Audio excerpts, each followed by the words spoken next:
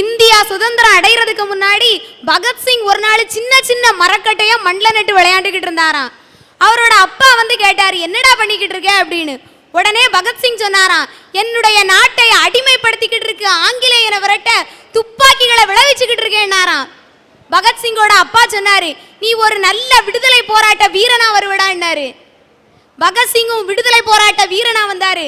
நான் இன்னைக்கு சொல்றேன், அன்னைக்கு ஒரு பகத்சிங் இருந்தாரு, இன்னைக்கு எத்தனையோ பகத்சிங் மாதிரி இளைஞர்கள் இருக்காங்க. எத்தனை அப்பாக்கள் தட்டி கொடுக்குறீங்கன்னு கேக்குறேன். ஐயா, இன்னைக்கு வேலைக்கு போன்னு சொல்றாங்க. இன்னைக்கு அரசாங்க வேலை கிடைக்கிறதுங்கிறதும் நாய்வால நிமித்த முடியாதுங்கிறது ஒண்ணு. இன்னைக்கு ஒரு வேலை வாய்ப்பை தேடி போனோம்னு வச்சுக்கோங்களேன், அது முட்டாள்தனம். கிடைச்ச வேலையை செஞ்சோம்னா அது சாமர்த்தியம். ஆனா தானே ஒரு வேலை வாய்ப்பை உருவாக்குறோம் பாத்தீங்களா, அதுதான் புத்திசாலித்தனம். இன்னைக்கு என் இளைஞன் சொல்றான், நான் சுய தொழில் செஞ்சு முன்னுக்கு வரேன்னு. ஆனா இந்த பெரியவங்க என்ன தெரியுமா சொல்றாங்க, நீ பாட்டுக்கு சொந்தமா தொழில் செய்யாத, நஷ்டம் வந்தா உன்னால மேனேஜ் பண்ண முடியாதுன்னு. ஆடு மேய்ச்சா கூட நீ அரசாங்கத்துக்கு மேய்ங்கிறாங்க. ஐயா, இப்படி இருந்தா எந்த இளைஞன் முன்னேறுவான்? ஐயா, எங்க வீட்டு பக்கத்துலயும் ஒரு பையன் சுய தொழில் தொடங்குறேன்னு அப்பாட்ட 1 லட்சம் ரூபா வாங்கியிருக்கிறான். ஐயா, 1 லட்சம் ரூபாய் வாங்கி எல்லாம் முடிச்சிட்டு அவர் வருமானம் வரும்னு எதிர்பார்த்து இருந்திருக்காரு. 1 வருஷம் கழிச்சு வீட்டுக்கு போலீஸ் தான் வந்திருக்கு. என்னன்னு பார்த்தா சொந்தமா இறக்கி சொந்தமா வடிச்சு சொந்தமா வித்துருக்கான், சாராயம் காய்ச்சிருக்கான். ஐயா, இப்படிப்பட்ட பிள்ளைங்க இருக்கிறதுனால தான் பெத்தவங்க என்ன நினைக்கிறாங்க, சுயதொழில் செய்தா பிள்ளை கெட்டு போயிடும் நினைச்சு காசு கொடுக்க மாட்டேங்கிறாங்க. அதை தப்பா புரிஞ்சுக்க கூடாது. ஐயா, அரசாங்கம் செஞ்சா தப்பு இல்லைங்கிறீங்க, ஏன் இளைஞன் செஞ்சா மட்டும் ஏன் தப்பு கண்டுபிடிக்கிறீங்க?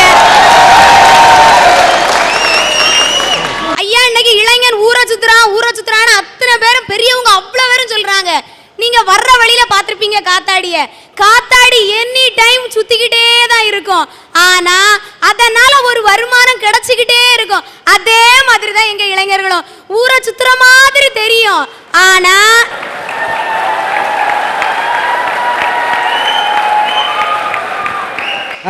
சொல்லு. ஆனா பேப்பர் போடுவாயா, பால் பாக்கெட் போடுவாயா, எப்படியாவது வீட்டுக்கு வருமானம் கொண்டு வர்றான் பாத்தீங்களா, அதுதான் என் இளைய சமுதாயம். அம்மா, ஊரை சுத்துற மாதிரி இருக்குன்னு சொல்லி நீ காதல பூவை சுத்துற மாதிரி தெரியுது. நீ சொல்லுதே. ஐயா, ஒரு நிமிஷம். இளைஞன் ஊரை சுத்துறான்னு சொல்றாங்க. இளைஞன் தனியா சுத்துறா பரவாயில்லைங்க, பொம்பளை பிள்ளைய கூட்டிட்டு சுத்திட்டு இருக்கா. இல்ல வாழ்க்கையில் இதெல்லாம் சகஜமப்பா. எது சகஜமப்பா? ஒரு ஃபிகரோட சுத்தினா சகஜமப்பா, ஃபிகரா மாத்தி சுத்தினா சகஜமப்பா. ஐயா, இந்த வயசு போனா வேறு வயசு இல்ல, அழக ரசிக்கலன்னா அவன் பேர் மனுஷன் இல்ல. மனுஷனா இருக்கிறத விட ஒரு நல்ல பெண்ணுக்கு நல்ல புருஷனா இருக்கணும் தான். ஐயா, இளைஞன் பத்திரிகை எழுதுறான்னு சொன்னாங்க, இளைஞன் பத்திரிகை எல்லாம் போடுறான்னு சொன்னாங்க. அதே இளைஞன் தான் கணேஷ் போடுறான், பான்பராக் போடுறான், டாஸ்மார்க் கடையில யார் இறங்குறான்? ஐயா, அந்த கம்பெனிக்காரனுக்கு வருமானம் கிடைக்கணுங்கிறதுக்காக வாங்கி சாப்பிடுறான் பாத்தீங்களா, அதுதான் இளைஞன்.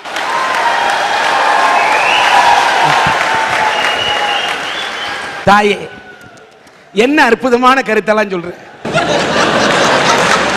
இப்படி தப்பா புரிஞ்சுக்கிட்ட பெரியவங்க இருக்க வரைக்கும் இளைஞன் முன்னேற மாட்டான்னு நான் பேச வந்திருக்கேன். சரிம்மா. ஐயா, இன்னைக்கு இருக்கிற இளைஞர்களுக்கு அஜித் விஜய் மாதிரி நடிக்கவும் தெரியும், அப்துல் கலாம் மாதிரி நடக்கவும் தெரியும். அப்துல் கலாமுக்கு கூட அப்புறமா தான் கைத்தட்டல் வருது.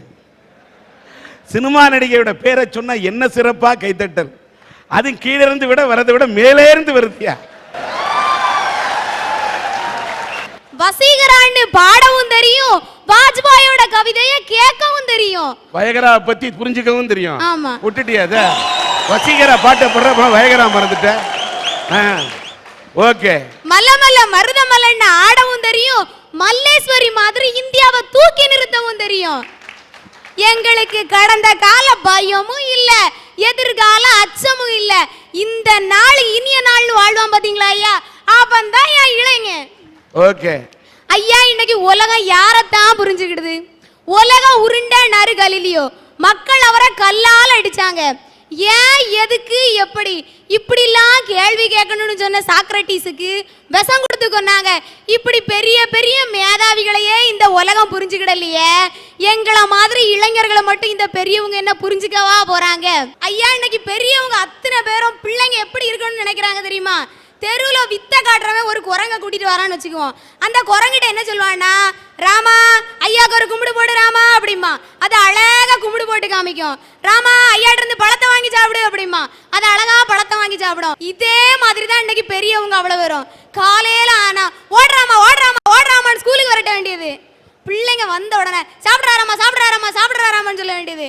மறுபடியும் டியூஷனுக்கு ஓடுறாராமா ஓடுறாராமா ஓடுறாராமான்னு வரட்ட வேண்டியது. இப்போ வித்த காட்டுறவனுக்கும் பெரியவங்களுக்கு என்ன வித்தியாசம்? அவங்க என்ன நினைக்கிறாங்கன்னா, நான் தான் இந்த பிள்ளைய படிக்க வைக்கிறேன், நான் தான் இந்த பிள்ளைக்கு சாப்பாடு போடுறேன், நான் என்னெல்லாம் நினைக்கிறேனோ அதை அத்தனை இது செய்யணும்னு நினைக்கிறாங்களே தவிர, அந்த இளைஞர்களுக்கு ஒரு ஆசை இருக்கு, அவங்களுக்கு ஒரு கனவு இருக்குங்கிறத புரிஞ்சிக்க மாட்டேங்கிறாங்க. ஐயா இன்னைக்கு பெரியவங்க அவ்வளோ பேரும் படம் பார்க்குறாங்க. அப்படியே நம்ம எம்ஜிஆரும் அப்படியே நம்ம சரோஜா தேவியும் வந்து டூயட் பாடினாங்கன்னு வச்சுக்கோங்களேன், அங்க ஒரு பெரியவருக்கு சிரிப்பா பாருங்க. அப்படியே டூயட் பாடினாங்கன்னு வச்சுக்கோங்களேன், வாய் அப்படி திறந்து வச்சுட்டு படம் பார்ப்பாங்க. சேருவாங்களா மாட்டாங்களா சேருவாங்களா மாட்டாங்களா? ஆனா தான் வீட்டுல ஒரு இளைஞன் வந்து நின்று கட்டுனா இவளைத்தான் கட்டுவேன், கட்டுனா இவனைத்தான் கட்டுவேன்னா அவன் மனசை புரிஞ்சு கெட்டி வைக்கிற பெரியவங்க எத்தனை பேர் இருக்காங்க? இன்னைக்கு படத்தை பார்க்குறாங்க. பெரியவங்க பார்க்குற நேரம் சில காலேஜ் எல்லாம் காட்டுறான் படங்கள்ல காலேஜ் எப்படி தெரியுமா காட்டுறான்? அப்படியே பச்சை பசேல்னு ஒரு 4 மரம் உள்ள ஒரு 10 கிளாஸ் ரூம், எல்லாரும் கிளாஸ்க்குள்ள போயிருவாங்க. ஆனா ஹீரோ ஹீரோயின் மட்டும் எல்லா படங்கள்லயும் லேட்டா தான் வருவாங்க. ஹீரோ அங்க இருந்து ஓடி வர, ஹீரோ இங்க இருந்து ஓடி வர, பேக்ரவுண்ட்ல ஒரு மியூசிக் ஓடும், நம்தன நம்தன நம்தன நம்தன போய்கிட்டே இருக்கும். வழக்கமா நம்ம வாத்தியார் வருவாரு, வந்த உடனே அவரு கேட்கிற முத கேள்வி என்ன தெரியுமா ஐயா? காதலை பத்தி என்ன நினைக்கிறீங்க? படங்கள்ல வளர வாத்தியாரு உடனே நம்ம ஹீரோ அப்படியே எந்திப்பாரு, எந்திச்சு ஒரு கேவலமான லுக்கை ஹீரோயினுக்கு கொடுப்பாரு, கொடுத்துட்டு ஏதாவது ஒன்று சொல்லுவார், அது நமக்கு வேண்டாம். இதை பார்க்குற பெரியவங்க என்ன தெரியுமா நினைக்கிறாங்க? காலேஜ்னா இப்படித்தான் இருக்குமோ, நம்ம பிள்ளையும் காலேஜுக்கு போனா உருப்படாது போல, அதை ஒன்னும் அனுப்ப வேண்டாம். இப்படி தான் பிள்ளை மேல நம்பிக்கையே இல்லாம தப்பா புரிஞ்சுக்கிற பெரியவங்க எத்தனை பேர் இருக்காங்க தெரியுமா? எங்க ஊர்ல நடந்த உண்மை சம்பவம் ஐயா. 12ஆம் கிளாஸ் படிக்கிற பிள்ளை 1000 சில்லற மார்க் எடுத்திருந்தா, ரிசல்ட் வர்றதுக்கு முன்னாடி கல்யாணம் பண்ணி கொடுத்துட்டாங்க. நாங்களும் கேட்டோம், ஏம்மா நல்லா படிக்க பிள்ளையாச்சே ஏன் படிக்க வைக்கலன்னு. உடனே அவங்க என்ன தெரியுமா சொன்னாங்க? இன்னைக்கு காலேஜ் எல்லாம் ரொம்ப மோசமா இருக்கு, பிள்ளைய படிக்க வச்சா கெட்டு போயிருவா, தான் பிள்ளைய புரிஞ்சிக்காம தான் பிள்ளைய நம்பிக்கை இல்லாத இந்த பெரியவங்களா இந்த இளைஞர்கள் முன்னேற போறாங்க. ஐயா இந்த கன்னியாகுமரி மாவட்டத்துல ஒரு 15-20 ஆர்ட்ஸ் அண்ட் சயின்ஸ் காலேஜ் இருக்குது ஐயா. அதுல 5 காலேஜ் வெறும் பொம்புள்ளே படிக்கக்கூடிய காலேஜ் ஐயா, வெறும் பொம்புள்ளே படிக்கக்கூடிய. அது கூட பரவாயில்லையா, மீதி இருக்கக்கூடிய காலேஜ்ல ஆம்பிள்ளைகளை விட ரொம்ப அதிகமா படிக்கிறது பொம்புள்ளையா, பொம்புள்ளை. சும்மா சொல்லலாம் ஐயா. ஐயா இன்னைக்கு பாத்தீங்கன்னா வெள்ளி அத்தனை என்ன பேச்சு தெரியுமா? எங்களை மாதிரி இளைஞர்கள் வரதட்சணை வாங்குறாங்களாம். எவ்வளவு கொடுமையா இருக்கு பாத்தீங்களா? ஏன் இளைஞர் வரதட்சணை இல்லாமலே கல்யாணம் பண்ணுவாயா? இன்னைக்கு ஒரு பையனுக்கும் ஒரு பிள்ளைக்கும் கல்யாணம்னு வச்சுக்கோமே, அந்த வீட்டுல இந்த வீட்டு பெருசும் அந்த வீட்டு பெருசும் பஜ்ஜி சொச்சி எல்லாம் சாப்பிடும். அதுல ஒரு பெருசு குரல் கொடுக்கும், மாயி எண்ணெய் வந்திருக்காக, மாப்பிள்ள மொக்கச்சாமி வந்திருக்காக, மற்றும் நம் உறவினர் எல்லாம் வந்திருக்காக, பாம்மா மின்னல் அப்படின்ன உடனே பாவம் அந்த பிள்ளை தரைய பார்த்துக்கிட்டே நடந்து வரும். இங்க நம்ம மாப்பிள்ளை என்ன பண்ணுவார் தெரியுமா? ஏதோ தரையில 1/2 கிலோ தங்கம் ஒட்டி இருந்த மாதிரி சுரண்டிக்கிட்டு இருப்பாரு. இந்த இடத்துல அந்த பிள்ளை பேசிச்சா, இந்த பையன் பேசினானா? இந்த வீட்டு பேசி கேட்கும், உங்க பொண்ணுக்கு எவ்வளவு போடுறீங்க? அந்த வீட்டு பரிசு சொல்லும், அவன் இன்ஜினியரிங் படிச்சிருக்கான், அதனால 10 லட்சம் 15 லட்சம் நாங்க வாங்குவோம். வரதட்சணை கேட்கறது வாங்குறது அத்தனை பெரியவங்க. ஆனா வெளியே சொல்லுவாங்க, இன்னைக்கு இருக்கிற இளைஞர்கள் இருக்காங்களே அப்படிமா. ஒரு கவிஞன் சொன்னா, 50 கொடுத்தால் ஒரு கோழி, 500 கொடுத்தால் ஒரு ஆடு, 5000 கொடுத்தால் ஒரு மாடு, அதே 50,000 கொடுத்தால் ஒரு அசட்டு மாப்பிள்ளைன்னா. நான் ஒரு உதாரணம் சொல்றேன். எனக்கு தெரிஞ்ச ஒரு நண்பர் ஹாஸ்டல்ல என் ரூம்மேட்டா படிச்சாரு. படிக்கும்போதே சொன்னாரு, நான் கல்யாணம் பண்ணேன்னா வரதட்சணையே வாங்க மாட்டேன், எந்த ஜாதி எந்த மதம்னு தெரியாத பொண்ணை தான் கல்யாணம் பண்ணுவேன்னாரியா. அவங்க வீட்டில் அவர் கல்லூரியில் பேராசிரியர் ஆனார். ஆனப்ப 15 லட்சம் 20 லட்சம் 25 லட்சம்னு பொண்ணு வந்தது. எந்த பொண்ணு எனக்கு வேண்டாம்னு திருவனந்தபுரத்தில் இருக்கக்கூடிய ஒரு ஹோம்ல போய் எந்த ஜாதி எந்த மதம் எந்த இனம் எதுவுமே தெரியாத ஒரு பொண்ணை கல்யாணம் பண்ணிக்கிட்டு வந்து, கல்யாணம் பண்ணது மட்டும் இல்லை, 50 நண்பர்களை மட்டும், எங்களை போல 50 நண்பர்களை மட்டும் கூட்டிக்கிட்டு போய் அந்த அநாதை இல்லத்துல எந்த ஜாதி மதம் தெரியாத பொண்ணை கல்யாணம் பண்ணிட்டு வந்தாரியா. வந்தது மட்டும் இல்ல, இன்னைக்கு அவரு தனக்கு உடலையே ஒரு மெடிக்கல் காலேஜுக்கு தானம் பண்ணிட்டு இருக்காரியா.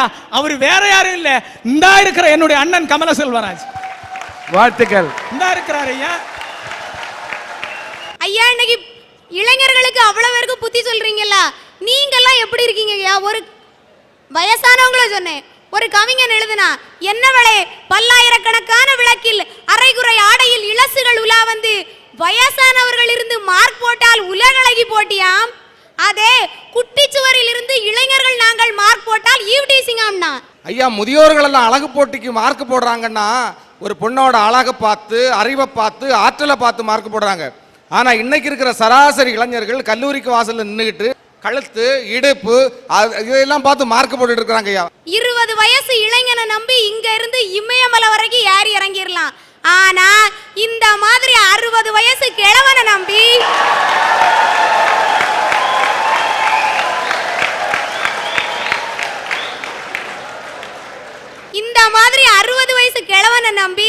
இந்த தெருல இருந்து அடுத்த தெரு கூட போக முடியாதையா. அடுத்து அப்பாட்ட போய், அப்பா செல்போன் வாங்கி தாங்க பண்ணணும். அப்பா என்ன தெரியுமா சொல்லுவாரு, நீங்க தான் எஸ்எம்எஸ்ங்கிறீங்க எம்எம்எஸ்ங்கிறீங்க சேட்டிங்கிறீங்க, நாங்க என்ன அந்த காலத்துல செல்ல வச்சா படிச்சோம் பாரு. இப்படி ஒரு பொறாம புத்தி இந்த பெரியவங்களுக்கு இருக்கலாமா ஐயா? பெரியவங்களுக்கு பொறாம புத்தி இல்ல ஐயா. வீட்டுல போன் இருந்துச்சுன்னா வீட்டுல இருந்து அப்பாவுக்கு முன்னால அம்மாவுக்கு முன்னால இருந்து போனை எடுத்து ஹலோ என்ன ஏதுன்னு கேட்பான். இந்த செல்போன் வந்த பிறகு ஒரு அநியாயம் என்ன தெரியுமா ஐயா, போனை எடுத்துக்கிட்டு போன் வந்தோடனே வீட்டுல இருந்து வெளியே ஓடிடுறான்.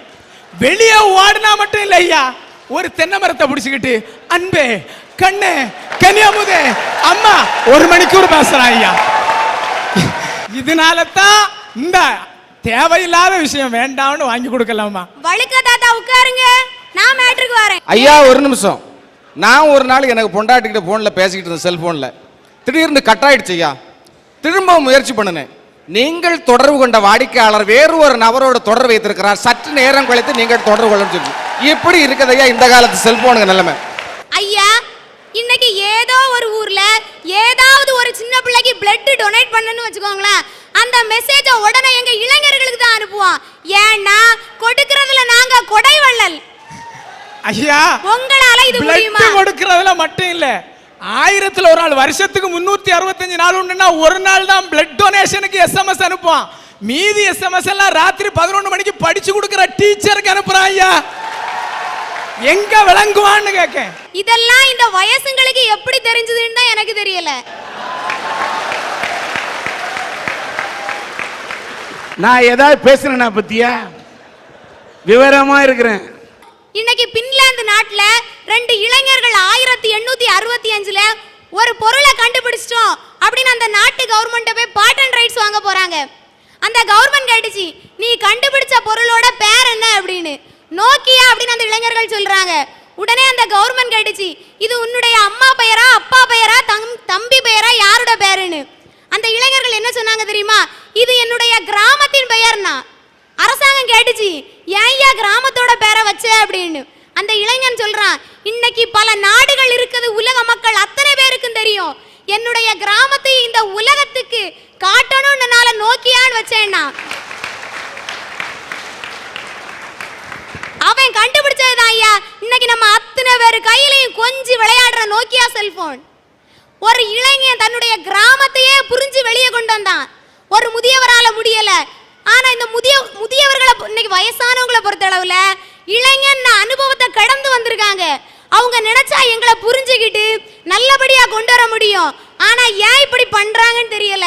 கடைசியா ஒன்ன சொல்றேயா, இனிமையாவது எங்களை புரிஞ்சுக்கோங்க அப்படின்னு சொல்லி முடிக்கிறேன். மருமகளே மருமகளே வா வா, உன் வலது காலை எடுத்து வச்சு வா வா அப்படின்னு பாடுறதுக்கு பதிலா இந்த மாமியார் என்ன பாடினாங்க தெரியுமா? மருமகளே மருமகளே வா வா, உன் காலை உடைச்சு அடுப்பில் வைப்பேன் வா வா அப்படின்னு பாடிட்டாங்கங்க. இப்படி பாடின மாமியாரை பத்தி மருமக என்ன சொல்றா தெரியுமா? இன்னைக்கு பெய்யற மழையில வார இடி இவ தலையில தான் விழுந்துட்டா சார். இப்படி இருக்கு மாமியார் மருமக உறவு இன்னைக்குள்ள சமுதாயத்துல. வரதட்சணை சார், வரதட்சணைங்கிற பேராலே திருமணங்கிற புனிதமான வைபோகமே இன்னைக்கு அர்த்தம் இல்லாம போயிட்டு இருக்கு சார். வரதட்சணை எடுத்தாலே ஒரு வீட்டில் ஸ்டவ் வெடிக்கும் சார், நமக்கு எல்லாருக்குமே தெரியும். அந்த ஸ்டவ் வரதட்சணைங்கிற பேரால 4 வருஷத்துக்கு முன்னாடி என் அத்தை வீட்லயே வெடிச்சது சார். அந்த ஸ்டவ் அது வேற யார் உயிரையும் கொள்ளல சார், என் அத்தை உயிரை மட்டும் கொண்டு போயிடுச்சு சார். அந்த மாமியாருக்கு என்ன சார், மிஞ்சி மிஞ்சி போனா அந்த கோர்ட்டு 12 ஆண்டுகள் ஜெயில் தண்டனை தானே சார் கொடுக்கும். தயவு செய்து எந்த மாமியார் மருமகள் உறவும் முதியோர் இல்லத்திலையும் போய் முடிஞ்சிட வேண்டாம், என் அத்தை கதை மாதிரி முடிஞ்சிட வேண்டாம்னு கேட்டு முடிச்சுக்கிட்டுருங்க. ஐயா, தமிழ்நாட்டில் இருக்கக்கூடிய பெரம்பலூர் என்று சொல்லக்கூடிய ஒரு மாவட்டம், வறுமையில் இருக்கக்கூடிய ஒரு மாவட்டம். அந்த மாவட்டத்தினுடைய கடைசி பகுதி ஒரு திட்டச்சேரி என்ற ஒரு இடம். அந்த இடத்துல அது கிராம பஞ்சாயத்து. அந்த பஞ்சாயத்து அலுவலகத்தில் 1ஆம் தேதி சேலரி கொடுக்குறாங்க பஞ்சாயத்து தலைவர். அந்த பஞ்சாயத்தில் துப்புரவு பணியாளராக இருக்கிறவர் முன்னால் நிற்கிறார். ஒரு அழுக்கான காக்கி டவுசரும் சட்டையும் போட்டு நிற்கிறாங்க. அந்த அம்மா தமிழ்நாடு அரசு கொடுக்குற இலவச புடவை கட்டிக்கிட்டு அந்த அம்மா இருக்கிறாங்க. சம்பளத்துக்கு நிற்கிறாங்க. அந்த அம்மா கேட்குறாங்க, பஞ்சாயத்து ஆஃபீஸுக்கு வர்ற வழியில் ஒரு நாய்க்குட்டி செத்து கிடந்தது, அதை எடுத்து புதைச்சிங்களா? ஆமாம்மா புதைச்சம்மா. சரி, அந்த சேரிக்கு தண்ணி போகிற குழாயெல்லாம் உடைச்சிருக்க, அதை சரி பண்ணுறதுக்கு ஏற்பாடு பண்ணினீங்களா? பண்ணினேங்க அப்படின்னு தலைவர் கேட்டாங்க. ஆமாங்க, எல்லாம் ஏற்பாடு பண்ணியிருக்கு, எல்லாம் சரியானு சொன்னாங்க. இதான் அப்படிங்க சேலரி கொடுத்தாங்க. அந்த ஆள் அந்த சேலரியை வாங்கிட்டு கடத்தருவுக்கு போய் காய்கறி மீனெல்லாம் வாங்கிட்டு சந்தோஷமாக வீட்டுக்கு போனாங்க. வீட்டுக்கு போன உடனே மனைவி எழும்பி நின்று கணவனை வரவேற்று பழைய கஞ்சியை கொடுத்து குடிங்க என்ன கொடுத்தாங்க. அது வேற யாரும் இல்லைங்க, அந்த பஞ்சாயத்து தலைவருடைய கணவன் தான் பாலன். துப்புரவு பணியாளருடைய கணவன் மனைவிதான் பஞ்சாயத்தினுடைய தலைவர். ஆக அவர்கள் ஒருவரை ஒருவர் புரிந்திருக்கிறார்கள், அவர்கள் ஒருவரை அன்பு செய்திருக்கிறார்கள், எந்த ஈவோவும் இல்லாமல் வாழ்ந்திருக்கிறார்கள் என்றால் அதுதான் உண்மையான கணவன் மனைவி வாழ்க்கைக்கு அடையாளம்.